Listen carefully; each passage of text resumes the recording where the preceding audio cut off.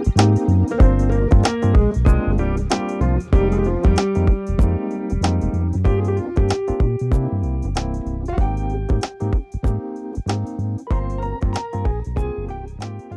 first recipe we're making today is Instant Pot rice. Using your Instant Pot to make rice is so much easier and simpler and faster than making it on the stove, and it's something that you really can't burn or mess up, and so I thought it was the perfect first recipe to try. So let's get going making our Instant Pot rice. To make our Instant Pot rice, first we're going to add in the cooking liner to our Instant Pot, and then we're going to add 1 cup of long grain white rice. This is just washed and rinsed. I just do it in my little rice rinsing basket, and we'll add it straight to our Instant Pot. To this, add 1 1/4 cup of water. Now this ratio is important. It's a little less than if you were making conventional rice in a conventional rice cooker or on the stove. Kind of give it a little mix to make sure all of the rice is submerged. Now we put on our lid on the Instant Pot, and then this part is important. We need to make sure that this sealing knob is in the sealing position.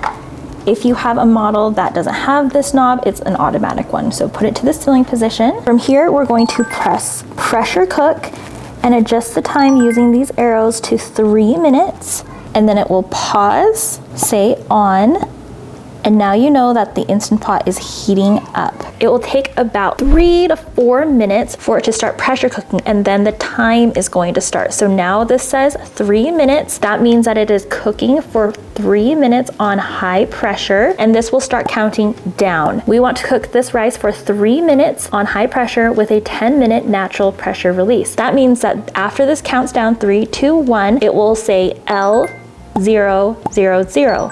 That means lapse time. We want it to say L010.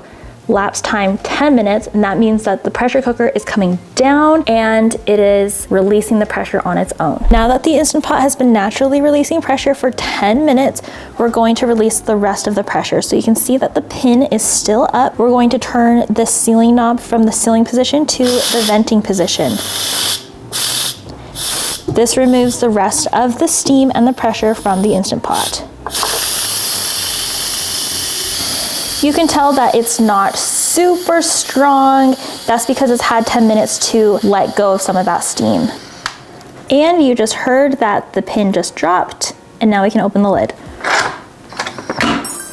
If you open the lid, now you've got perfectly cooked steamed rice. Now think of all the things that you could cook in addition to the rice with the rice. You can add some seasonings in there, some chicken, any type of protein, and you can make a 1-dish meal. Now that our rice is done, we're going to make a dessert using the rice that we just made. This adds on to the technique because it's just a couple extra steps, and you use the saute button, and you can kind of see a different way to use the Instant Pot, not just pressure cooking, but to saute and use it as a pot afterwards. This is also a really yummy dessert, and it's one of my top recipes, so I know you'll love it. So we've pressure cooked now, and we are going to add sugar to our rice.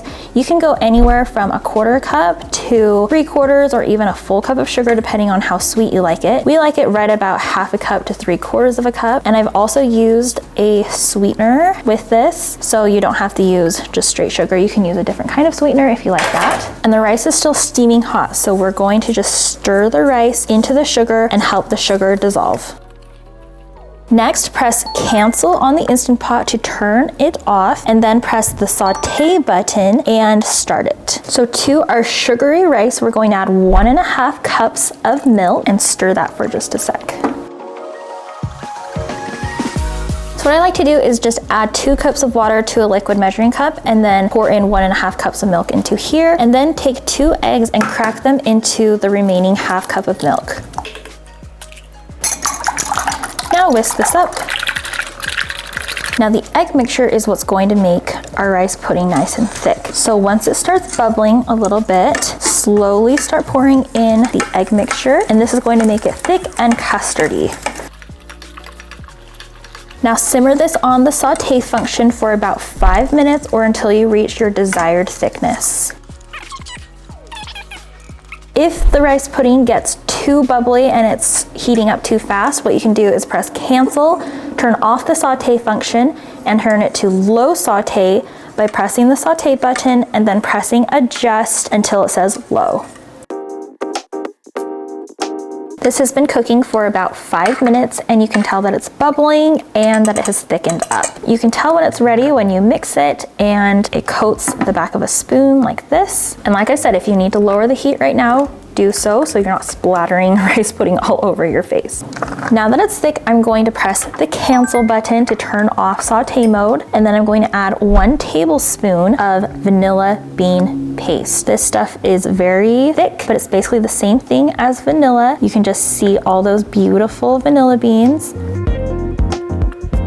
And it's amazing. It's so good for this, but if you don't have it, you can use vanilla. Just make sure you're using pure vanilla extract, none of that imitation stuff. When we mix in the vanilla bean paste, you'll start to see all those vanilla bean flecks in there. It's so beautiful. To this, we're also going to add 1 tablespoon of butter for richness and flavor, and then a 1/4 cup of heavy cream for richness, flavor, and creaminess.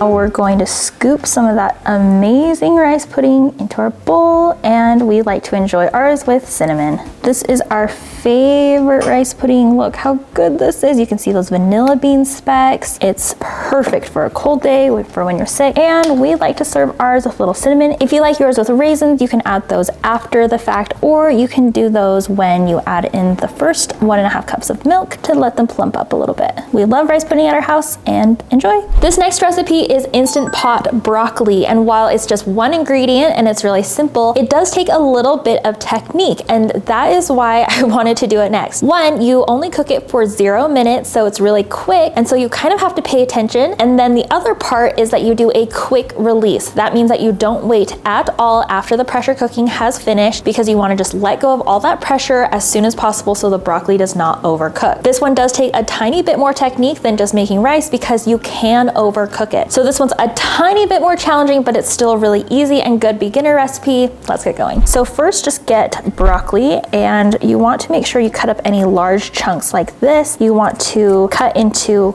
more uniform pieces. We want everything to cook a little bit more evenly.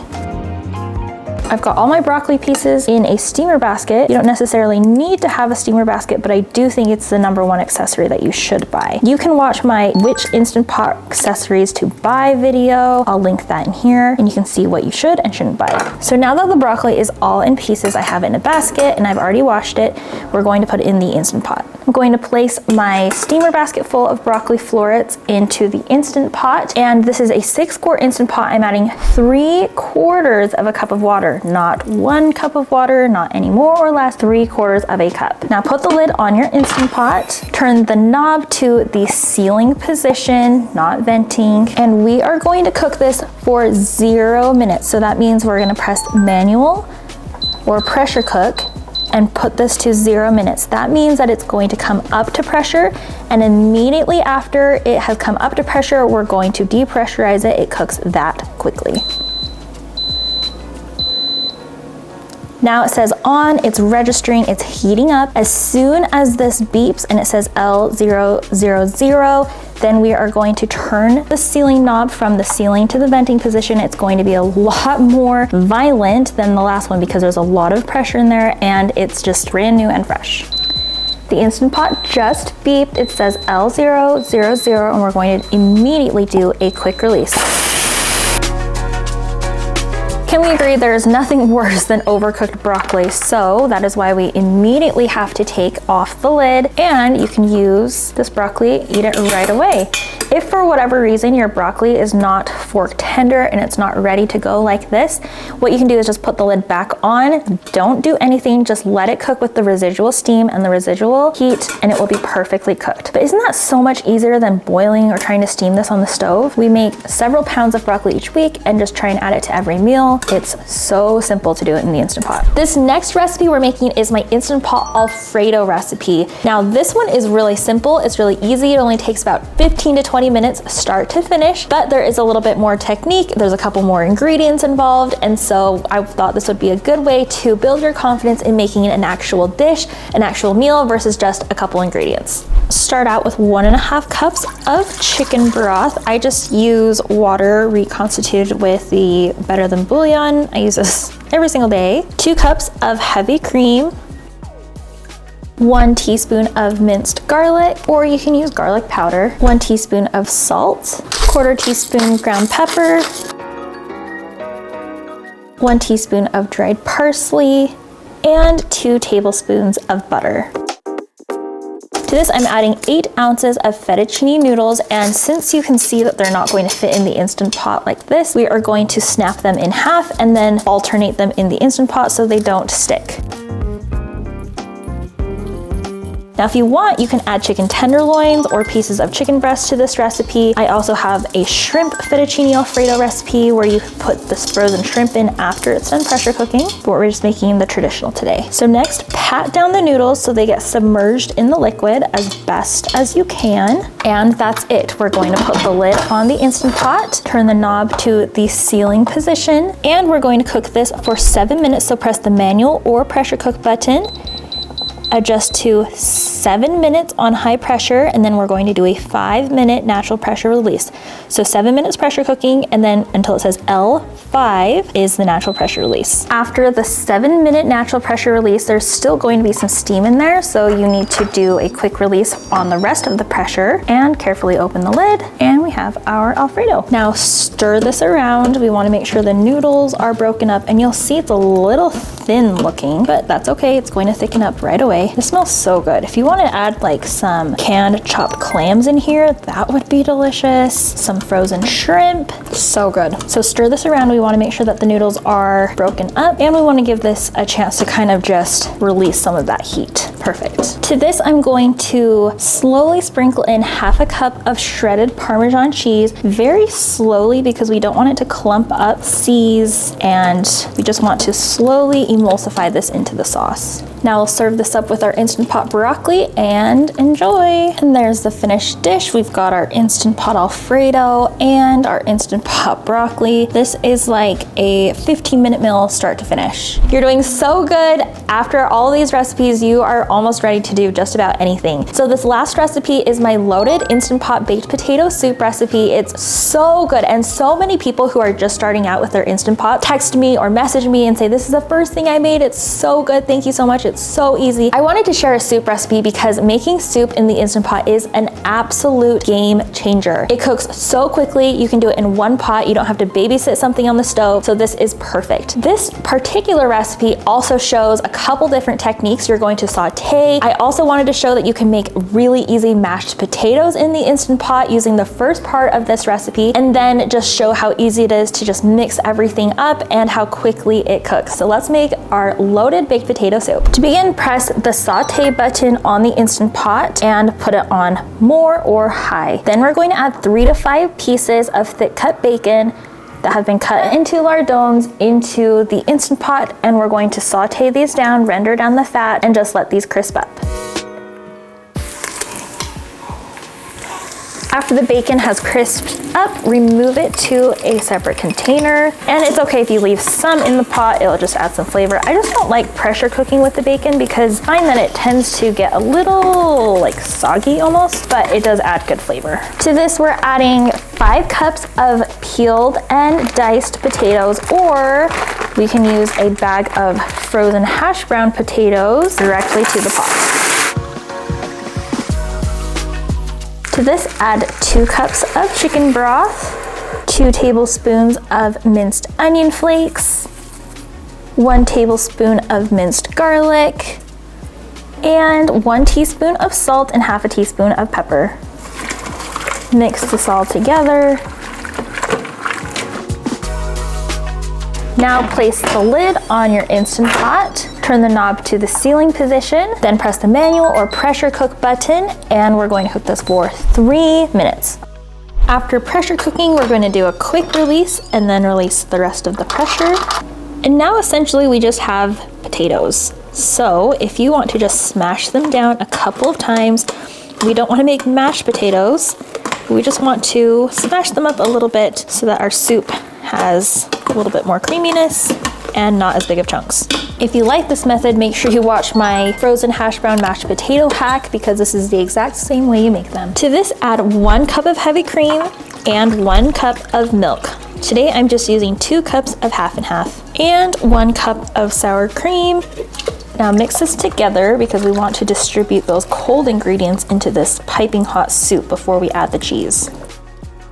If you don't like any chunks in your soup, you can puree this with a immersion blender, or you can just mix this up a lot more with a potato masher. To this, we're just adding 1 cup of shredded sharp or medium cheddar cheese and just slowly mix this in. And that's all you need. You can top each bowl with some salt and pepper, the reserved bacon, some freeze-dried chives or some fresh green onions or chives, and some extra cheese. And this is the yummiest loaded baked potato soup ever. Congratulations, you did it. You made all 5 of these recipes and you are now an Instant Pot expert. You are ready to go. If you need some more recipe inspirations, check out this playlist. This is a playlist of my 4 fast and easy Instant Pot recipes. There's tons of different categories and they're really popular and really easy. Again, all my recipes can be found on my website, triedtestedandtrue.com, and we'll see you on the next video. See ya.